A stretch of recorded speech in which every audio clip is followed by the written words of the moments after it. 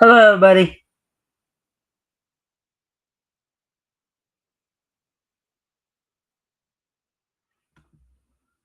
All right, welcome to the Mikestand. Today, of course, is Monday, December the 22nd, 2025. Of course, means we're just 3 days away from Christmas, which is this Thursday. So again, a special programming reminder this week.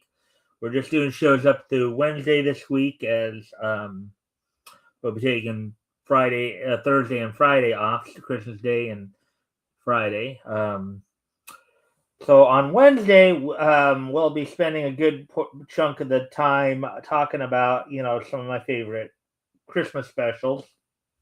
From over the years.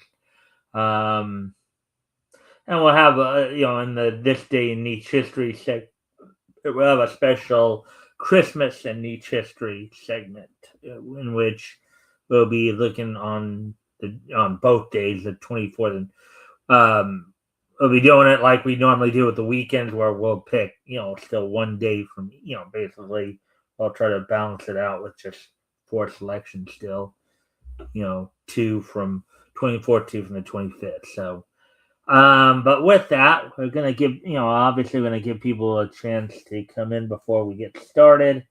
Um, Friendly reminder to everybody, of course, if you haven't already, if you guys can help out by liking and sharing the stream, see if we can get some more friendly people to engage, that'd be appreciated. Also, if anything here grabs your attention, feel free to comment and or ask questions. I'll try to answer the questions to the best of my ability.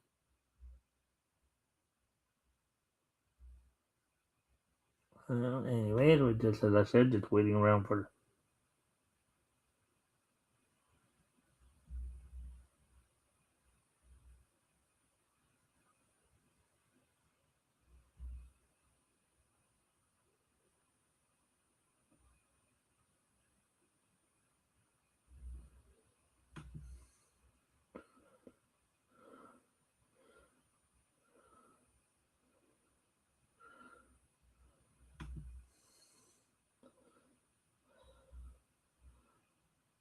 Hmm.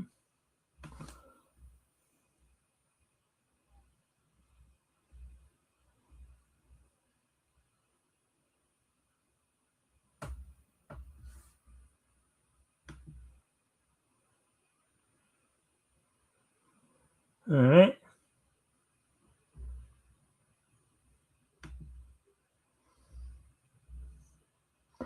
As I said, we're just waiting for people to show. Okay. Oh, so we're already past the 3 minute mark. All right. So here's what's on tap for tonight. Got a couple articles from Bleeding Fool that we're gonna go over. One in regards to a crowd-funded comic. Alpha and Omega crowdfunding Forbidden History on um, Fund My Comic. And then also we will be talking a little bit about the Charlie Brown, which I happened to watch last night, but I guess there was some people were explaining that I guess a particular version is not going to be shown on um, TV again. And when I kind of pre-read it to get an idea of what they were talking about, I could see why. So a couple of articles there, and then of course we'll get all caught up on all the latest in professional wrestling. Look back over the weekend to WWE's Friday Night SmackDown, as well as AEW's Collision. Look ahead to tonight's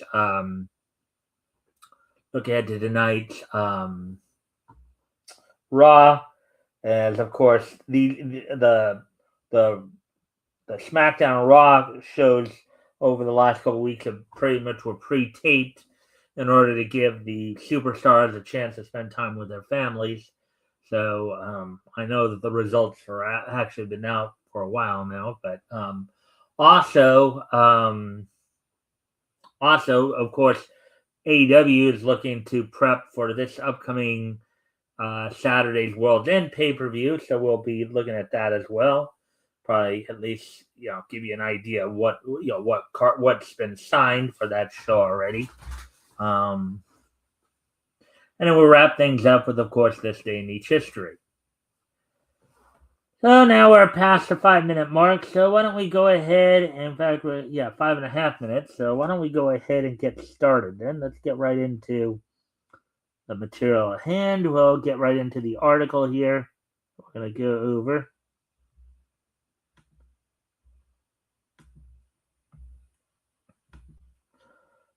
So here's the first article we'll be going over tonight. Alpha and Omega crowdfunding Forbidden History on Fund My Comic. All right, so let's see what we got here.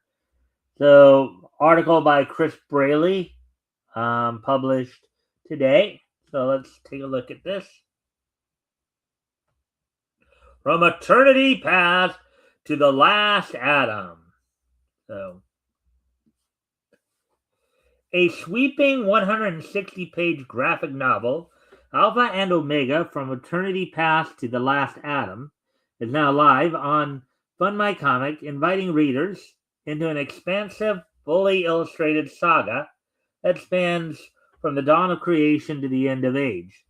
Now, before I continue here, just one last friendly reminder, of course, if you guys haven't already, if you guys can help out by liking and sharing the stream, see if we can get some more friendly people to engage, that'd be appreciated. Also, if anything here grabs your attention, feel free to comment and or ask questions, and I will try to answer the questions to the best of my ability. That goes for the Rumble and the YouTube viewers. So now I'll continue on here.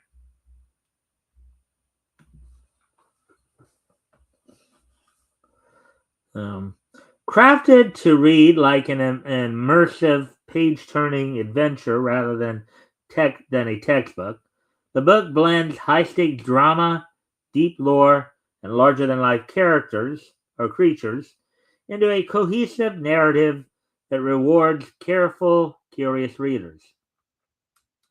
The campaign is only a few dollars away from breaking the second seal, which will increase the prize to $1,500 and provide all backers with access to an online video series detailing the quote unquote truth about extraterrestrials and how they fit into mankind's history. Quote unquote Alpha and Omega presents a complete standalone story in a single 160-page volume, giving readers a substantial bookshelf-worthy experience in one go. The graphic novel walks through a grand timeline from before the world began to a climactic final confrontation, while threading in battles, betrayals, and mysteries that reframe familiar stories in bold visual terms.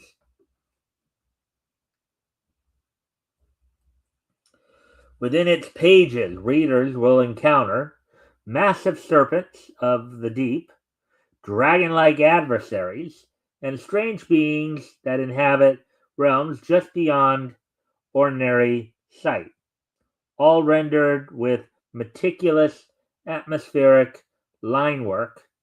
These creatures are not mere set dressing. They are central to the unfolding conflict, embodying um,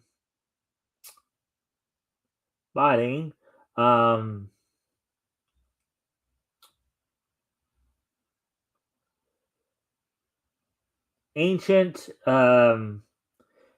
forces and hidden threats that shape human history from the shadows.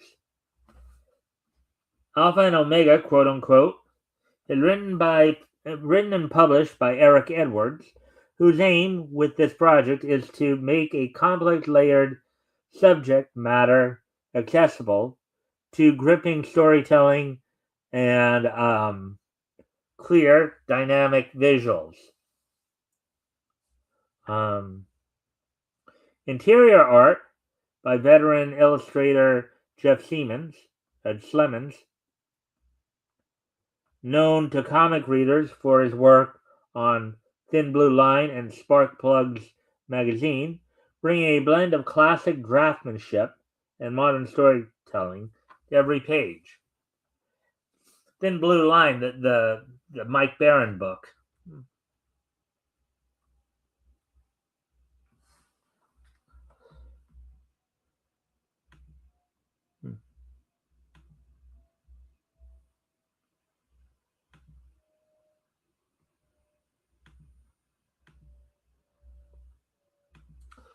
This project is designed for readers who love uncovering hidden connections, poring over visual details, and exploring "quote unquote" what if explanations for the strange and unexplained. Um, whether drawn to epic battles, ancient civilizations, mysterious monsters in the shadows, or the idea that there is more going on behind the scenes of history than meets the eye. Alpha and Omega promises a richly layered reading experience.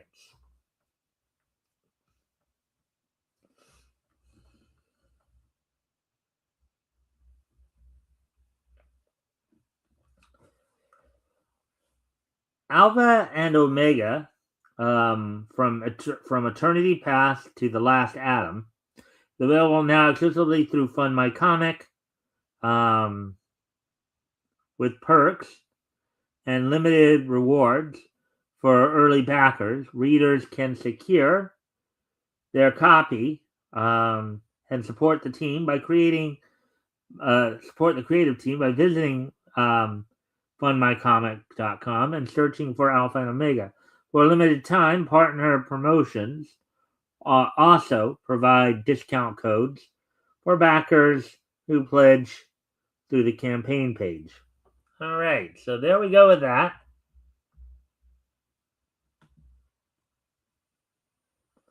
Let me see if maybe I can find that to where I can put the.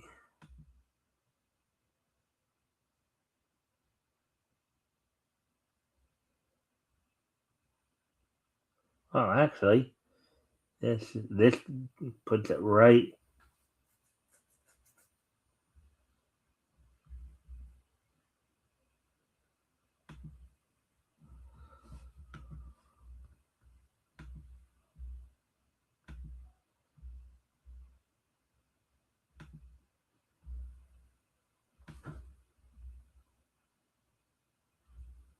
All right,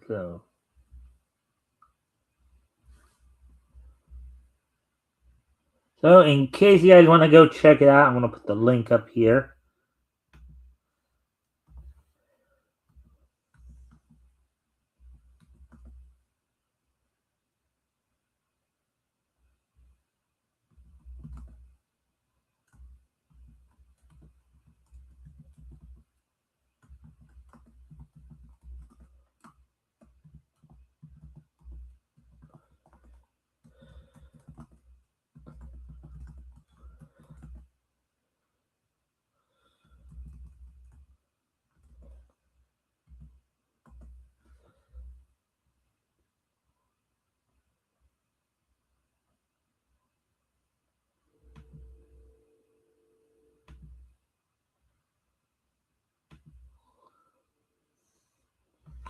I'll also put that up.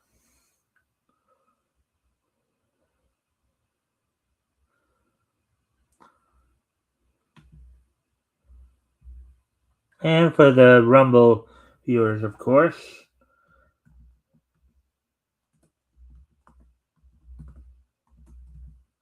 you guys want to go check this out.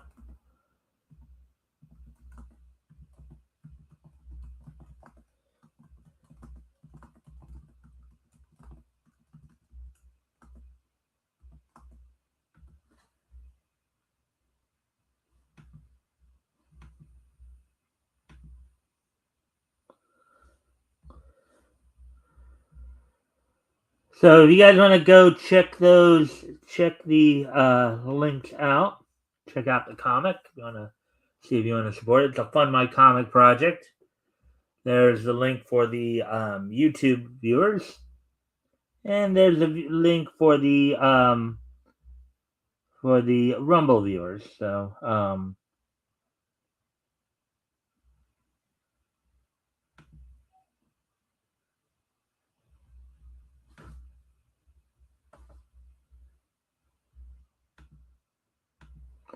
alrighty then. So, anyways,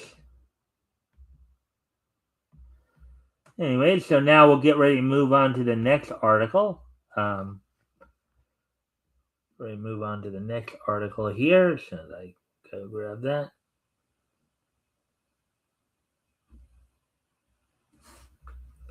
Which will be in the film and TV section, of course, or the movies, TV streaming section. And they did have a little commentary on a classic that many of us probably grew up watching around this time of year, Charlie Brown Christmas. Now it's kind of funny because when I first was going over this article a little bit earlier, pre-reading it, initially I thought that it was going to be because of the fact there was kind of a mention of Jesus' birth in there, the actual Christian meaning for Christmas, but apparently it's something a little bit different. Anyways, they'll never air this version of a Charlie Brown Christmas. Article by Maria Hart. I believe that's how name's pronounced there. Published earlier today. So, for many Americans, the story of a Charlie Brown Christmas is as familiar as their own holiday traditions. The Peanuts television special has aired for 6 decades, and its scenes have become a permanent part of popular culture. Whether people first saw it on CBS, PBS, home video, or online through Apple TV, most can recall its story by heart. What many do not realize is that the version seen over the years is not the same one that originally aired in 1965. All right.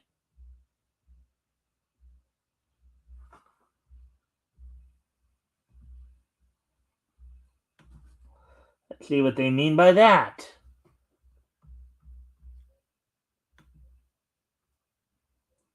Hey, Ned Surrey, thanks for popping in. Hello, Mike. Today is a good day. My new phone is coming tomorrow. Time to retire this 10-year-old dinosaur. Happy energy to you. Well, happy energy to you. And that's right.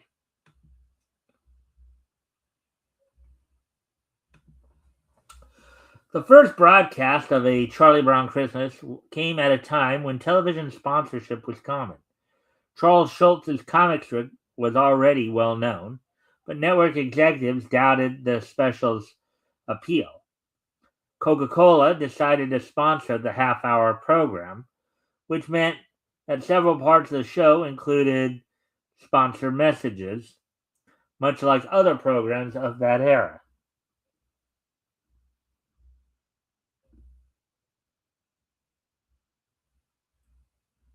In the original 1965 airing, there was a moment when Linus, while ice skating with Snoopy, crashed into a sign that read, quote, brought to you by the people who bottle Coca-Cola in your town, unquote. And I'm sure some of you if you've those in the States, if you've ever watched PBS, see a lot of their programming has that too, or brought to you by this company or that company, it's like, but at the end of the special, the credits included another message, quote, Merry Christmas from the people who bottle Coca-Cola, unquote. After its debut on December 9th, 1965, so that was like 60 years ago this past December, the special became a holiday favorite. Following year, Dolly Madison's snack cake began using Peanuts characters on their packaging and joined Coca-Cola in sponsoring another Peanuts program, Charlie Brown's All-Stars, When CBS prepared to rerun A Charlie Brown Christmas, Dolly Madison asked for equal promotion, leading producers to remove the Coca-Cola credit and replace it with a voiceover mentioning Dolly Madison.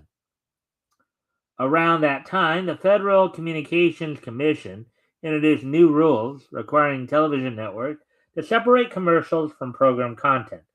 Meaning that if you had to have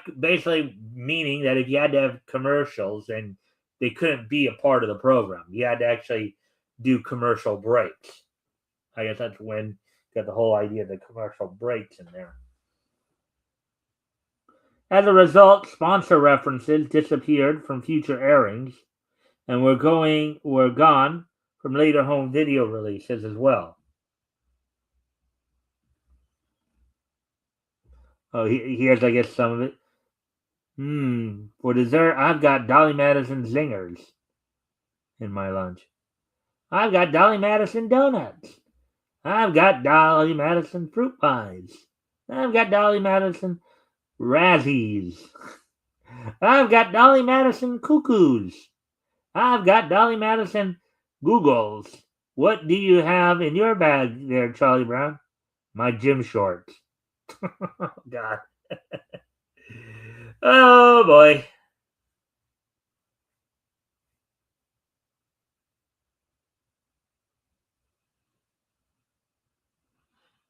Almost. Anyways. Over the decades, the special has gone through several small edits. Modern broadcast slots typically allow for 22 minutes for showtime within the 30-minute time block, which is, well, yeah, that's about 22 to 24 usually. It's usually about that, 22 to 24 minutes. Because A Charlie Brown Christmas is 25 minutes long, some versions were shortened to fit the time limit.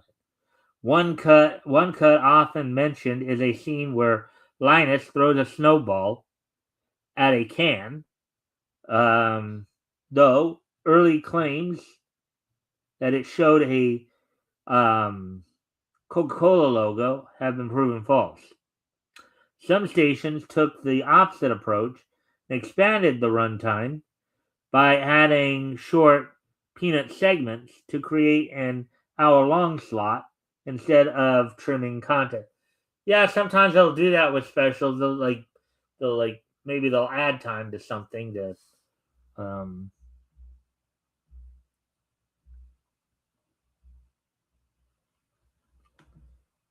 basically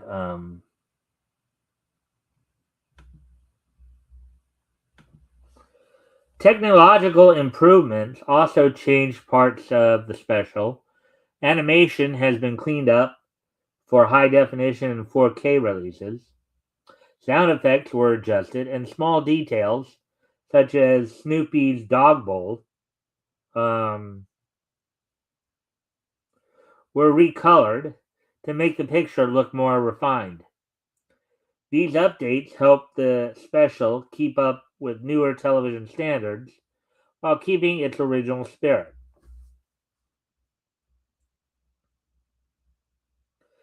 Few people today have seen the full unedited version from 1965, but archivists and collectors have recovered copies that can be found in online archives. Today, A Charlie Brown Christmas remains available to stream on Apple TV, along with other titles in the Peanuts collection, even though the show has changed with time. Its message and charm continue to bring families together during the Christmas season. So yeah, so as I said, I did actually have a chance to watch the I did have a chance to watch the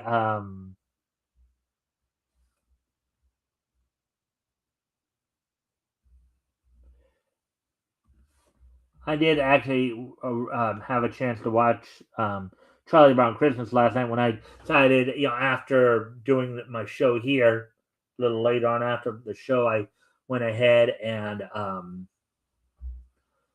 I'd watched some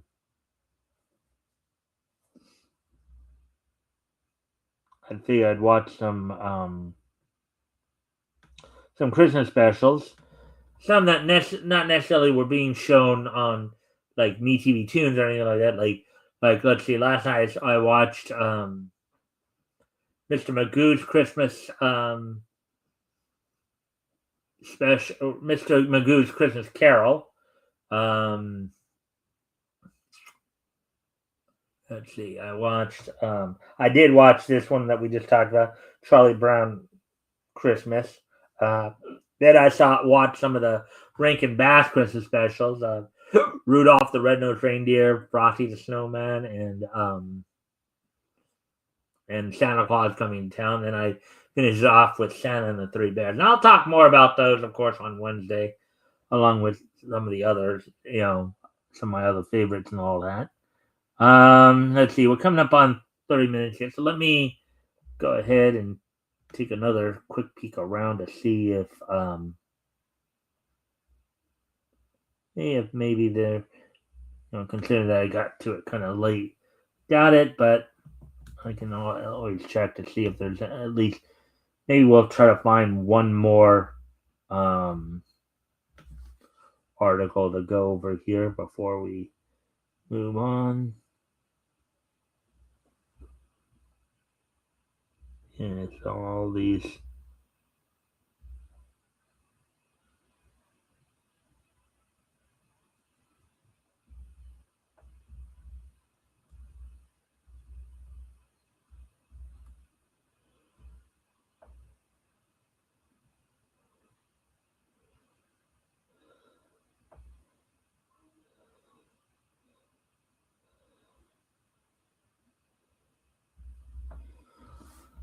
Let me see.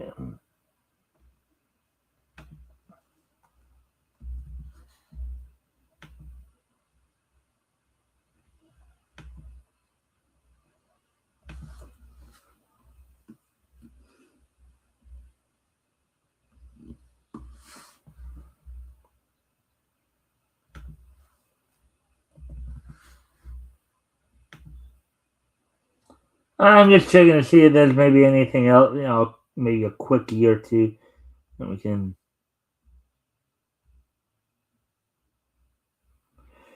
And a lot of video game stories out lately.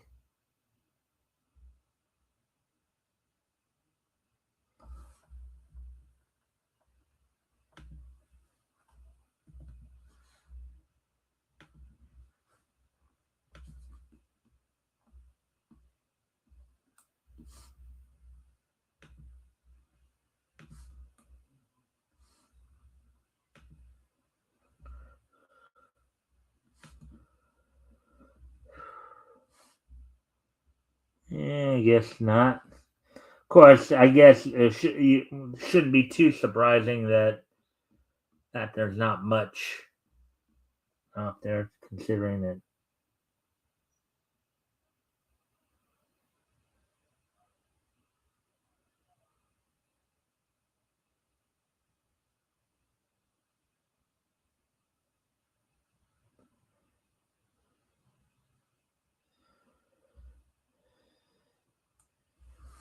All right. So, anyways, I think I'll go ahead and move on to the wrestling wrap up here then. And we'll kind of get caught up on some of the latest in terms of what happened on Friday Night SmackDown, what happened on Saturday's Collision, and then of course, and I know Natsuri, I know that AEW was in your neck of the woods this past week. I know they were in Cardiff and then in Manchester. Um, so.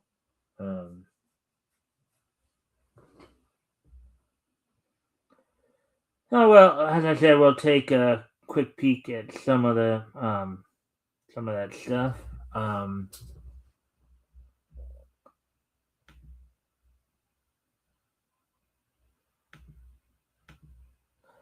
Well, first I will go back to Friday Night SmackDown, of course.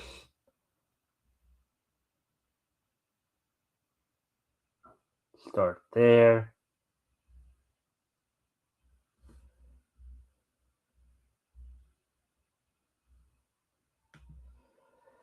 And on last night's Friday night Smack. Oh wait, why did I do that? I didn't need it because I actually had the.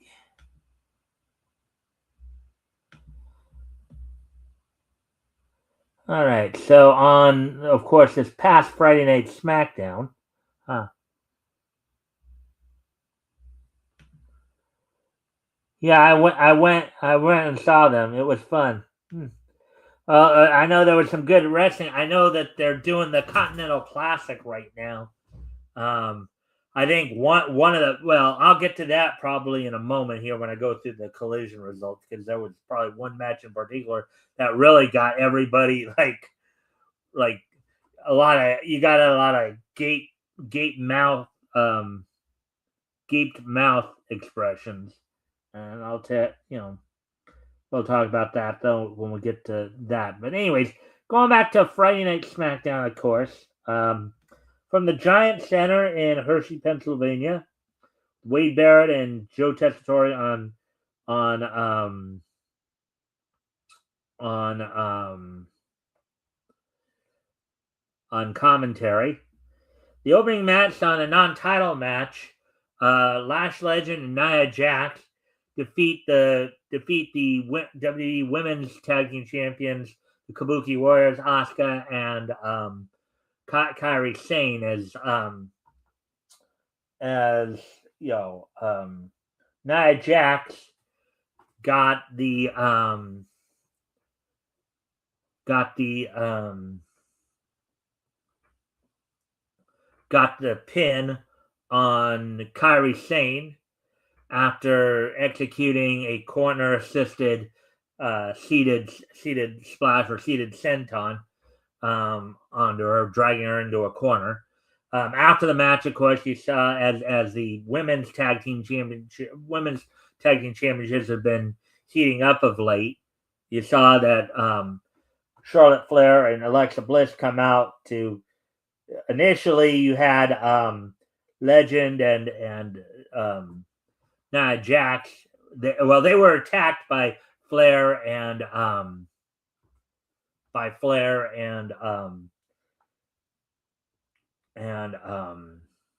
Bliss, only for Legend and Jax to leave the ring, and then the Kabuki Warriors try to sneak attack.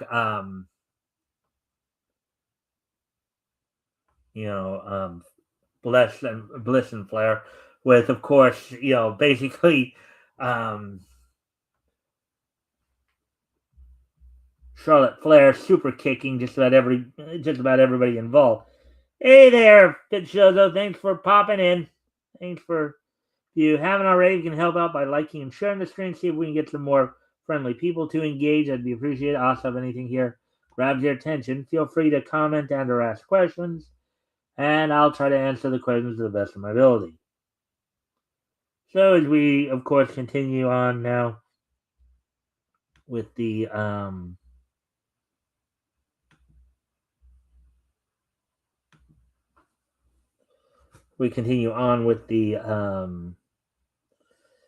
card here.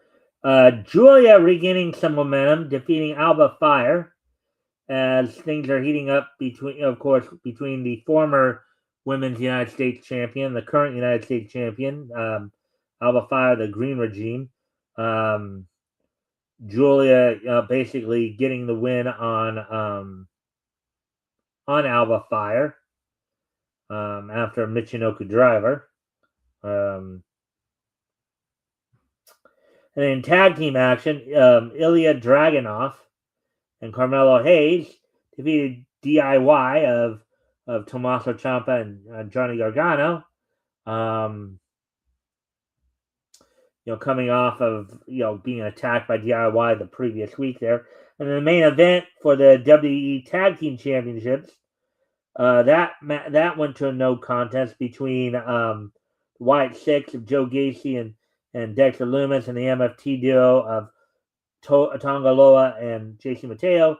The two factions continuing their very hostile feud here, volatile feud here, ended in a no contest when it just turned into an all-out brawl. One of the highlights of the match afterwards, of course, after Eric Rowan had put Tama Tonga out of the ring. Nikki Cross had wanted him to send her flying into Tama Tonga, and he did so accordingly, delivering, I guess, what they've come to call the Nikki Bomb, which Rowan just powerbombs Nikki into an opponent. And that's something, though, trusting somebody that big in Rowan to powerbomb you to the outside without, risk yourself getting hurt like that. That's pretty impressive. Anyway, so that's all that happened on of course, Friday Night SmackDown. So now let's go ahead and take a look back. Let's look ahead to Saturday. Saturday's Collision.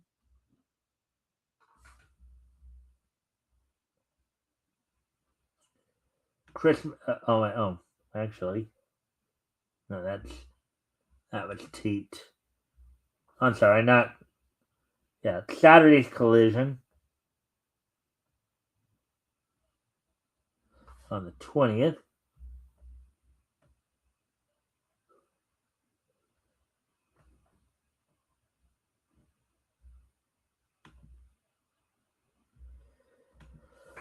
So day 2 of the Holiday Bash Tour, the opening match in that match saw Jack Perry earn his first 3 points in the Continent in a Gold League matchup by defeating Mike Bailey.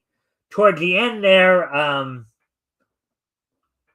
as Mike Bailey tried to kick Perry there, Perry caught his foot and ended up biting his foot, surprising him, and then eventually getting him in the pin. After several attempts at getting him in his version of the STF called the Jungle Trap, could eventually get a roll up on him to get the victory.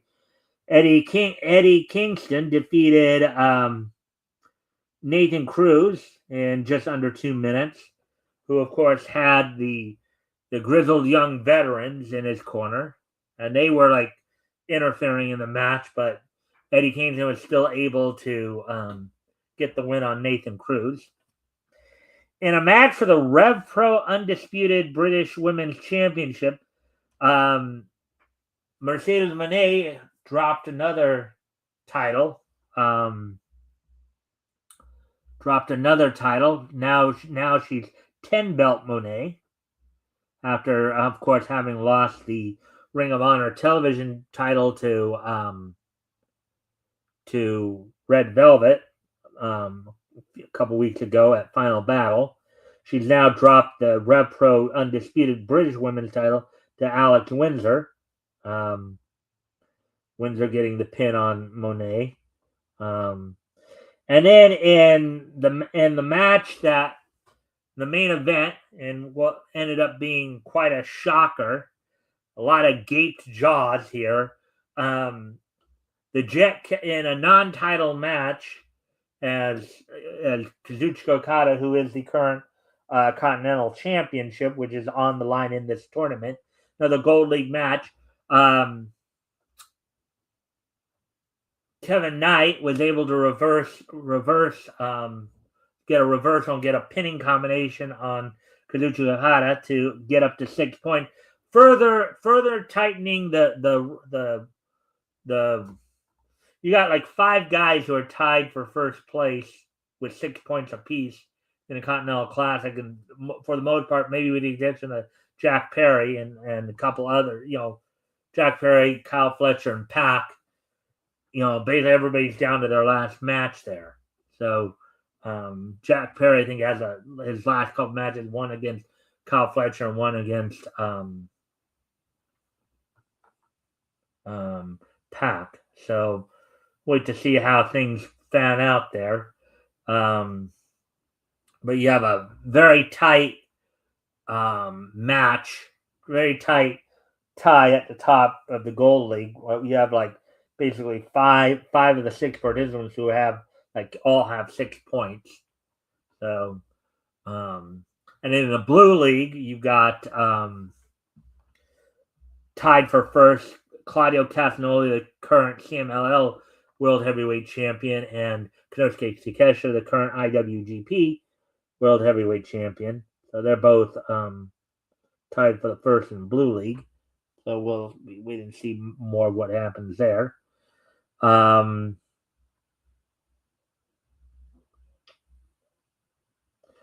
now with that, so now we got all that. So now let's take a look ahead to tonight's. Go ahead and take a look at ahead to tonight's Monday Night Raw. See what will be going down on tonight's Raw.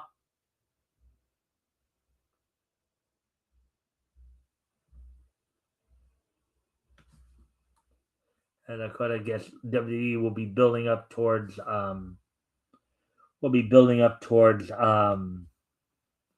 Royal Rumble next month. Coming from the Van Andel Center in Grand Rapids, Michigan, airing tonight.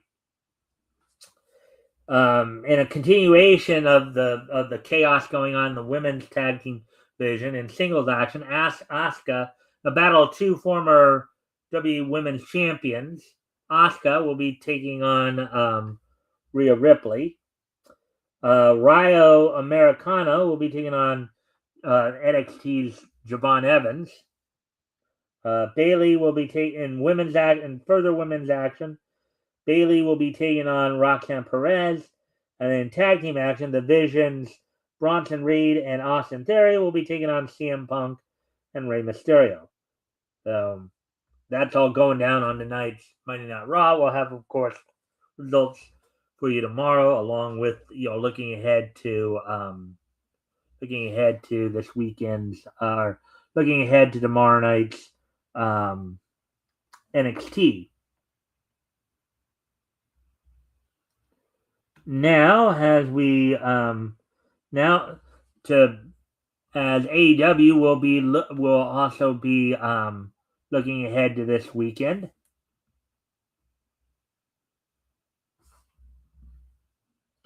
And coming up this Saturday, of course, will be their World's End pay-per-view. So we'll take a quick peek at what's going down this Saturday. This Saturday,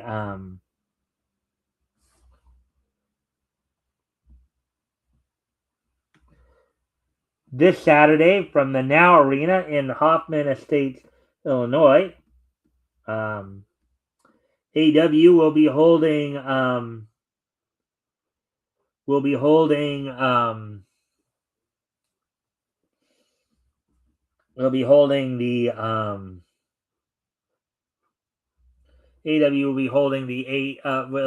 its World's End pay-per-view.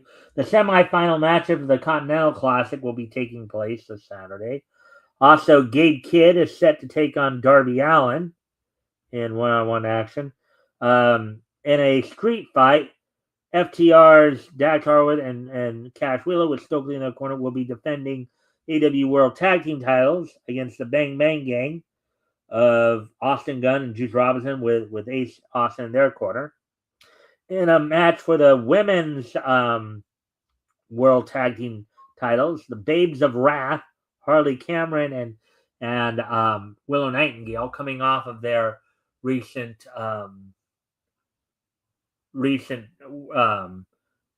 women's world tag title victory, will be defending against Ring of Honor Women's World Champion Athena and AEW's TBS champion Mercedes Moné. Chris Statlander defends the AEW Women's World title against Jamie Hayter. Of course, as we said, the Continental Classic, the semifinals, the finals will be taking place on the night. And in a four-way match for the AEW World title, Samoa Joe defends against former champions Adam Page, Swerve Strickland, and MJF. So we'll probably get more updated information for you as time goes on. After probably this Wednesday, after Dynamite and stuff like that. So,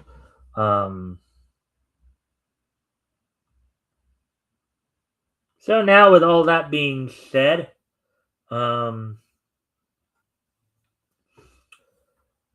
all that being said, let's see, what else can I talk about here? Try to push it up a little bit more here. So, anyways, holly jolly Christmas, it's the best time of the year.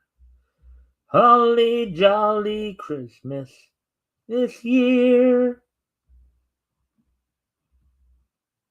Yeah, because there I just checked everything.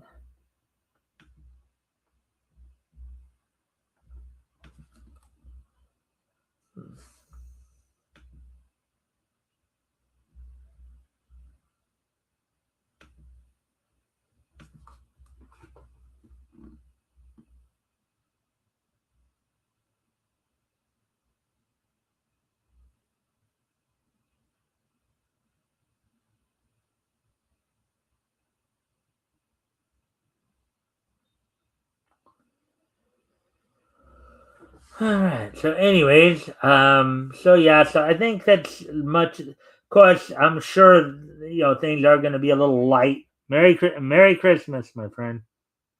Things are going to be light on the news side of things, so I think we'll go ahead and start to wrap things up. We'll go ahead and get ready to move on to.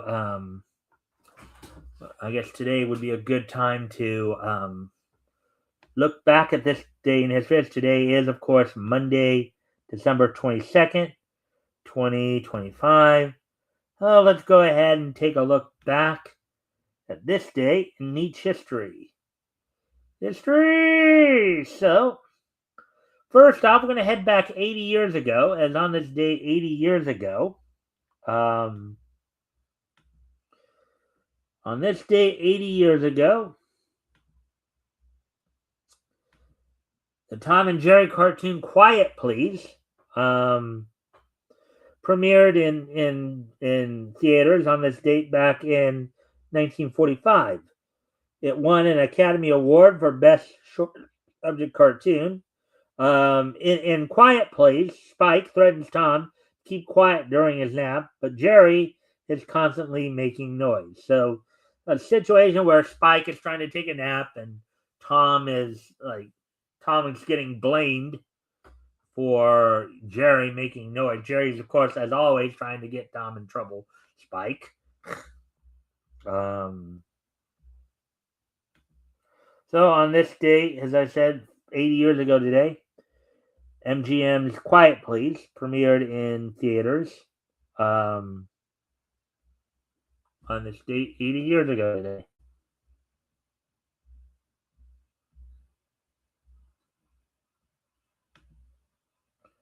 So now, as we get ready to move on to the next piece in each history,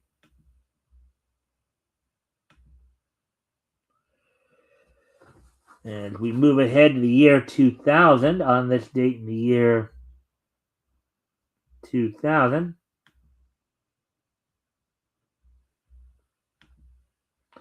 on this date in the year 2000 in the WWF, at the time, what we know of today as the WWE, Raven defeated Steve Blackman for the WWF Hardcore Championship. So on this date, 25 years ago today, Raven defeated Steve Blackman to become the new WWF Hardcore Champion.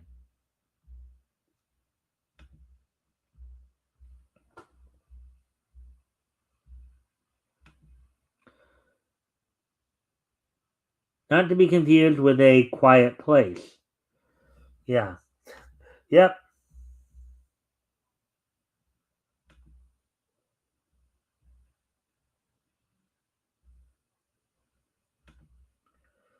Alrighty then. So now I'm going to move on to the next piece in each history. Let me just double check something here.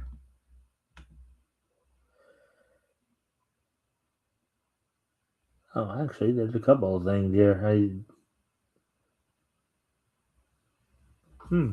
Actually, there were a few more than I thought here, but all right. So on this day in the year 2000 or 2010, on this date in the year 2010, the following animes concluded their runs on Japanese TV: Arya, the Secret Ammo AA, uh, Hokuto no Ken. Let's see, Doga Kobo's Arya, the Secret Ammo AA, Ichido Animation Works Hokuto no Ken, Ichigo Aji, and season 6 of TQ from Millipensi, all concluded their runs on this date back in the year 2010. So 15 years ago today, Doga Kobo's Arya, the Secret Ammo, uh, Hokuto no Ken, Ichigo Aji from Agia Do Animation Works, and Millipence's sixth season of TQ all concluded their runs on this date 15 years ago. Hokuto no Ken, that's a Japanese word for Fist of the North Star. So, anyways, and finally on this date in the year 2021, and I bring that up. On this date in the year 2021,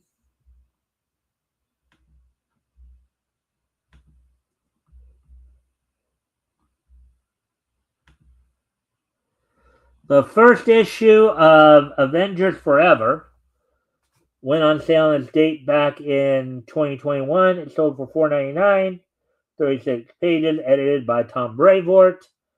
The story was Where Hope Is a Four-Letter Word, written by Jason Aaron, penciled by Aaron Cooter, Cam Smith doing the inking, Corey Pettit doing the lettering, and then coloring done by Jason Keith and Triona Tree Farrell.